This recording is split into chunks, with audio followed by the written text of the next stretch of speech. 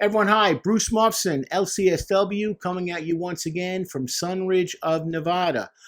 Today, this is going to be our third of three songs, and you know we've done two before. We've done Mac DeMarco and Code of the Friend, and now we are going to do Capital Steez'S. Now, we are doing a little bit of a trivia contest this time, so here is going to be the question. What is something that all three of these people have in common? Please go through all three songs. Tell us what you think. We've already gotten several people already, trying to take a chance and making some ideas and some aspirations, which is all great. We're going to take everyone that has completed this, has gotten the right answer. We'll do a drawing. We'll pick one person, and from that one person, there will be a one-on-one 30-minute session with me to talk about anything that you want to talk about. Okay, here we go. This person unfortunately passed away, and I'm going to go into it right now. It's Capital Steez'S, and it's called, the song is Free the Robots. Here we go. All right, Capital Steez'S, just want to go over this. He died by suicide on December 24th, 2012. He had texted a few friends to say that he loved them, and at 11:59, he had tweeted the end, and he jumped off a building in Manhattan. Now, he grew up in New York City, and when he was 3 years old, his father died, which I found to be very, very significant. Now, it's said that when he got to be a little bit older, he was in high school, he had gone into a YouTube series called Spirit Science, which was dealing with the metaphysical and the spiritual theories that people were interested in. Fine. Now, also, his spirituality changed as well because it included a number of things, several of them which were Egyptian mysticism, numerology, astral projection, and most importantly, the Indian chakra system. He considered himself to be one of the indigo children, who people were, that was a New Age science theory talking about inherent intuition, spiritually gifted, and people that would rebel against authority, children. And he believed he was a being of a higher dimension. Steez'S was infatuated with the number 47, what it meant spiritually. And the number 47 was the perfect expression of balance in the world, representing the tension between the heart and the brain, the fourth and the seventh chakra. And there's other instances of how 47 is used in various ways throughout history. Okay. I want to go into the song right now, and I just want to say I had to listen to this song multiple times and really understand him on a different level because really the song moved me a great deal. The song is called Free the Robot. And as you guys know, what I do is I read the lyrics that I think are meaningful to me and I break them down clinically. So here we go. Free the robots, and it goes off like this. There's a hook and it goes, "Dear diary, what a day it's been. Dear diary, it's been just like a dream." And I said, I recognize that song. I recognize that snatch of song. That came from a song from a band called the Moody Blues from 1969. So already it tells me this guy could sample, and he listened to a huge variety of music. Then it goes like this. We should see the signs, but we Stevie blind. No disrespect to the man with the legend, but I'm seeing... no, there's a legend, but I'm sick and tired of asking my brethren if it all ends in 2011. Would God come through, or would he actually forget us? Because apocalypse is getting closer. Now, I was wondering about the 2011 significance, and I said, this sounds familiar to me. And guess what? In 2011, there was a movement that believed that the earth was going to come to an end. You were going to get the beginning of the answers in May, and the world would end roughly 5 months later in October. Okay, now, why did people believe this? It came down for two reasons. It came down from Genesis, where God had said to Noah, 7 days from now I will send rain on the earth, 40 days and 40 nights. Now, when God was referring to 7 days, he meant both 7 days and 7,000 years, because what people have inferred is 1 day on creation was equal to 1,000 years, and 1,000 years is 1 day. This author believed that the floods occurred in 4990 BC before Christ. 7,000 years later, bing, bing, bing, 2011. There was another big thing that people really got into. It was the significance of the days between the crucifixion and May 2011.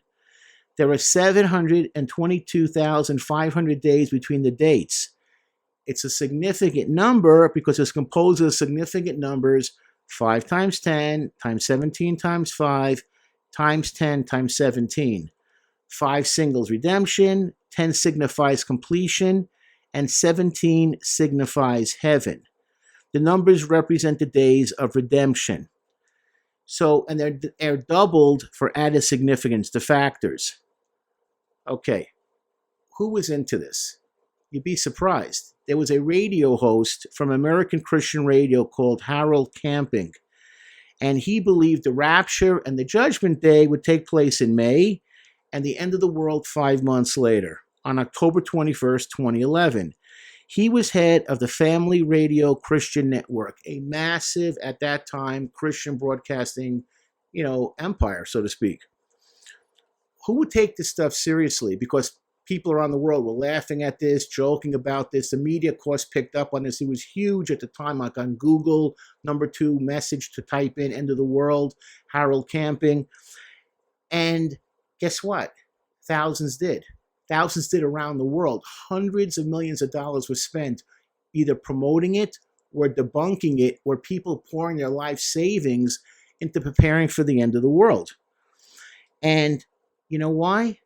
Because he seemed to have all the answers. It made it simple. And of course, what happens is, guess what? As of today, we're still here.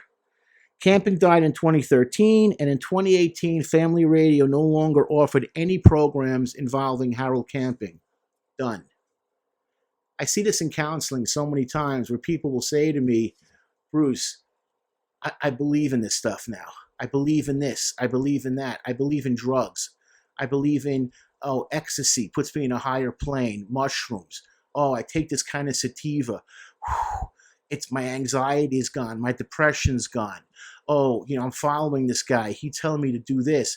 Juicing, cleansing, fasting. If I pray, if I sleep a certain way, if I give money, if I change my lifestyle, my diet. You know what the problem is? You're not changing yourself. You're changing for a fad. You're changing for an idea. It's nothing wrong with losing weight or becoming more spiritual, but there's nobody grounding you. You don't have somebody holding your hand and telling you, hey, let's put things in perspective. I mean, it's amazing reading stories of people that spent their life savings believing this and promoting this and saying, he has the answers. Well, he didn't have the answers. What I want to go on next to this is he does this. He goes, but they're more focused on our little youth sipping soda. F blank the Sugar Act, blank people out pushing crack, and I lost my father figure because of that. At that time in New York City, they put together a sugar tax. They worried about kids' teeth corroding and high diabetes and, hypertension. So let's get rid of the sugar. If you're going to buy a bottle of soda, it's going to cost you an extra 10 cents to, fight obesity, so to speak, which is a huge issue in America even more today.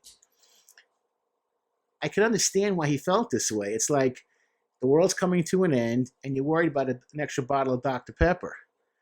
Of course it's crazy. Of course you're going to be like this because he's here. He's into the chakras. He's into the end of the world. He's preparing. He's studying. And people are saying like, man, I had to pay an extra 15 cents for my Big Gulp at 7-Eleven. Of course you're going to get confused. It makes total sense to me.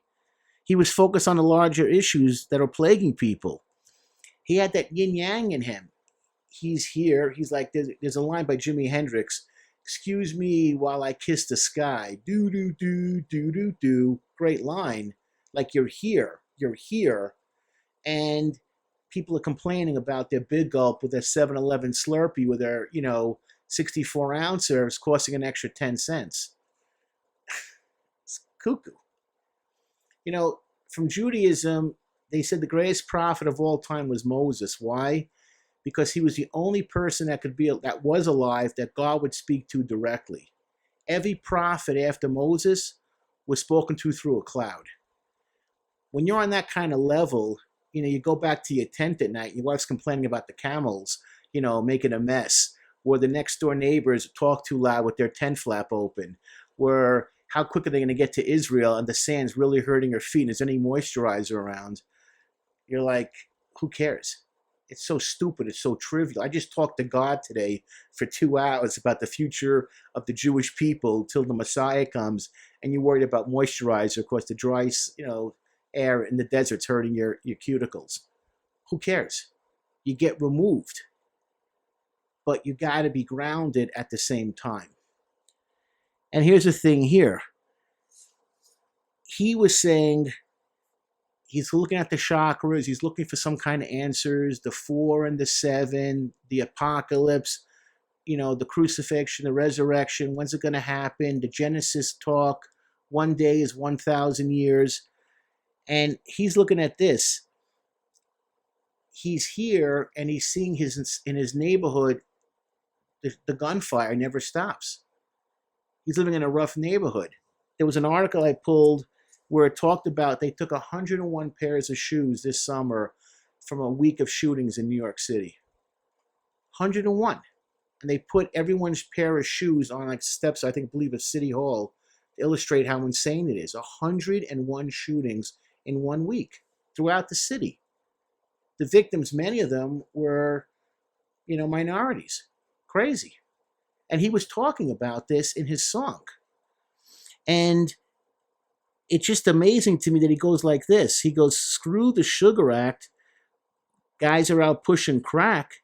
And I lost my father figure because of that. To me, he's alluding to some type of father figure that appears to be drug related. I lost my father figure and it was drug related because of that. Then he goes like this. He goes into the hook. Dear diary, what a day it's been. Dear diary, it's been like that. That's the dream. Fine. Then he goes with this. He goes, at night I can't sleep. I toss and turn. Where's that from? That came from the Ghetto Boys. Okay?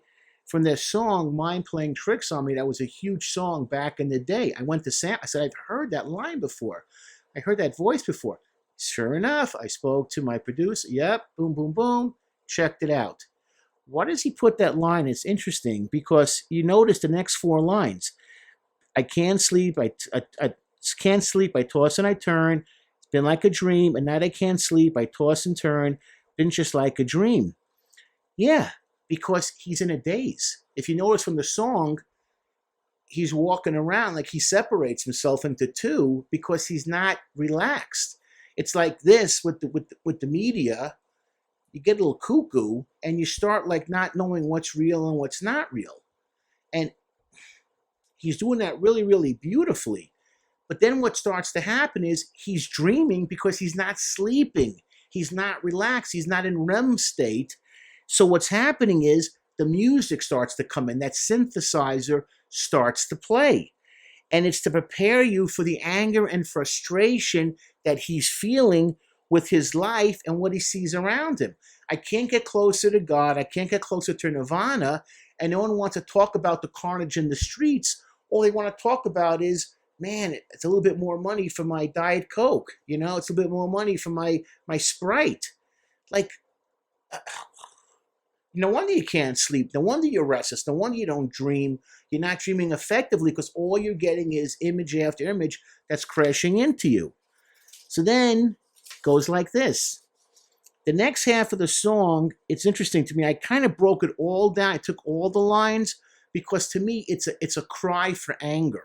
It's a cry for frustration, and that synthesizer starts to get louder and louder. It's almost like it's like his blood's pulsating, his heartbeat is racing, his blood pressure is soaring, that second half of the song. So can I live, or is my brother trying to gun me down? It gets louder at that point. Scuffle a couple of rounds till we hear the thunder sound. No lighting, clash of titans, and after the violence, a moment of silence. Still going on. 2011, boom. You still have the killing and the carnage going on today. Murders are up, acts of violence are up. We're supposed to be a better people, more aware, more self-aware. All we seem to be more self-aware is how to kill each other better. So what's changed? He called that, he saw that. Because I want mine the fast way, and it starts getting faster. The synthesizer's getting faster. The ski mask way, looking for a fast pay. And here's I like these really, really 2 lines. And instead of sticking up for each other, we're picking up guns and sticking up our brothers. We're literally killing ourselves instead of looking out for each other. So what have we accomplished? How are we going forward if we can't look out for each other and all we're doing is gunning each other down? It's a cry to wake up, wake up. That's what he's really saying to me is wake up, be heard in an effective way. People are wasting their time in life by senseless violence and hate. So he goes like this, next part. He goes, blank 'em all, I'm coming through raging, and I won't stop till Reagan is caged in. This is how he's feeling. He's angry. He is raging. And he uses the music beautifully to wear it like a cloak of anger, a cloak of despair, a cloak of frustration. Wake up, wake up, wake up, wake up. And mom tells me I should let the Lord handle it. Oh, you see that yin yang again. Let God handle it. Mom's telling me let God handle it, but he's not doing a very good job. Maybe the world is going to come to an end. Maybe it's getting so chaotic out there. Maybe this is my next step. Maybe my thought of maybe it's time for me to go early to get ready for the rapture, to get ready for the cleansing. Hey, thousands of people around the world were taking this very, very seriously. It wasn't just like one person where like one person's a village idiot. In one village, I think 3,000, Vietnam, 3,000 people showed up to a field believing this was going to happen. Now the music is louder. Okay, whoever the producer was, great job. The arm of the law is trying to manhandle us, a man's world but a white man's planet. And the doors are slowly closing while we're falling through the cracks of it. Beautiful lines. It's a shame that flipping crack will be the best alternative if you don't make it rapping. Crack, rapping. It's even louder. Because what he's really saying is interesting to me. Is this all the options that we have? That's it? Drugs, rapping. What's in between? Like, that's it? That's all we can do? I do this in therapy. When I say to people, I'm reading my own line. I do this in therapy.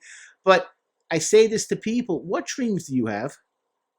What are your goals? What do you want to be? You want to get away from this stupidity, this stupid life that you're living. So what life do you want? What dreams do you have?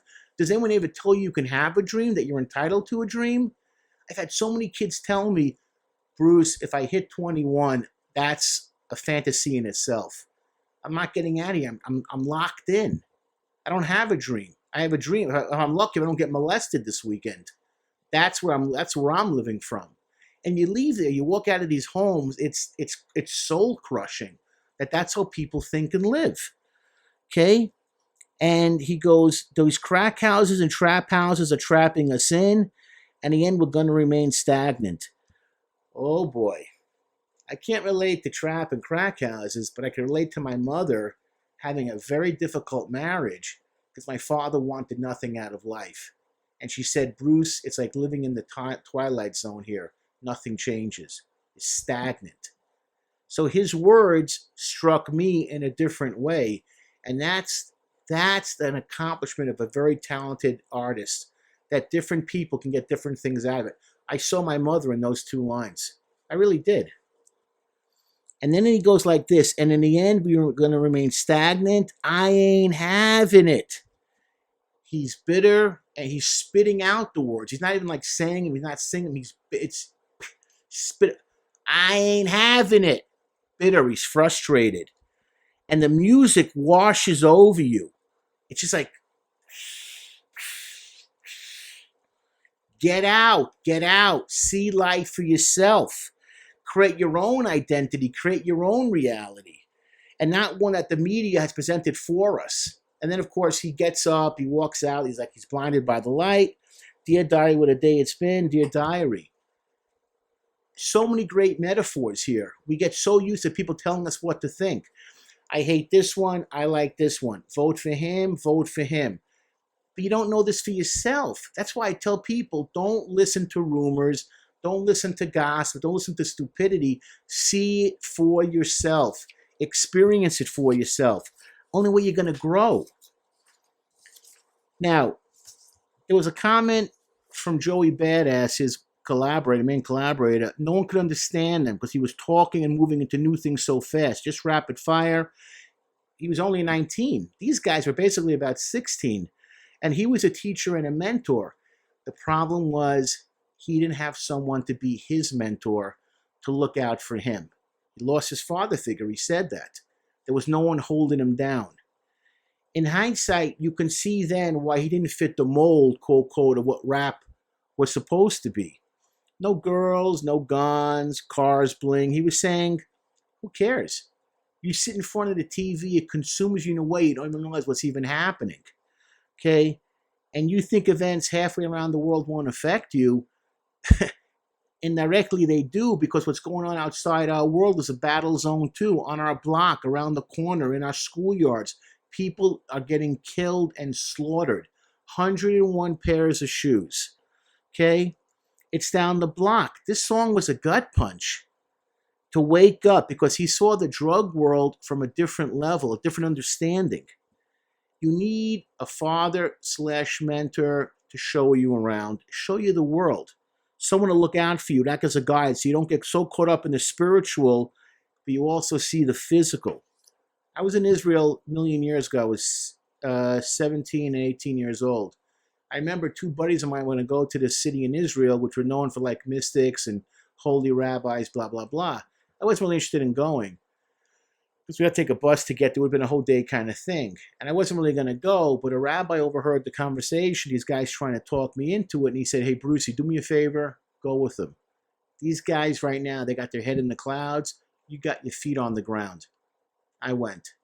Look out for my friends. Because they were, and actually one guy was going to drop some serious coin on some potion. Like I said, no, just wait. And he didn't spend the money. Thought he was going to get taken. Gotta look out for people, because you start searching and looking for things. You know, I could have gone with that number 47 like 18 different ways. I could have gone with the 2 different things about the rapture and Genesis, another 40 different ways. Yeah, you can find anywhere you look, but you got to also deal with the here and now. And I want to clarify this. How many times have I heard this in songs? How I've lost my mind. Lost in your mind, lost in your mind. It's a favorite lyric. It can take you nowhere. That's the problem. When you're in your mind and you're lost, it takes you to a destination that's not on the map. The reality is he was different. He saw things on a different level. Guess what, people? When you're brilliant, when you're a thinker, when you're a doer, you're like that. Okay? You get into that super fast mode, and others are just like dun, dun, dun, dun, dun, dun. I get that feeling for myself sometimes in therapy. I see things like ahead of the curve. He saw things ahead of the curve too. Brilliant people are like that. We get that way. And you got to learn how to like I was just talking about this. I can't do a curve at 150. I got to go to the curve at 110 like everyone else, because I got a family I got to provide for. I got kids I got to provide for. I got to pay my taxes. I got to pay my mortgage. Yeah, I could dream. That's why I enjoy doing these videos so much for you guys. It's not work. It's really a labor of love. But at the same time, I got to be practical. I got to go have a meeting at work tomorrow. I got to be serious about things, blah, blah, blah, blah, blah, blah.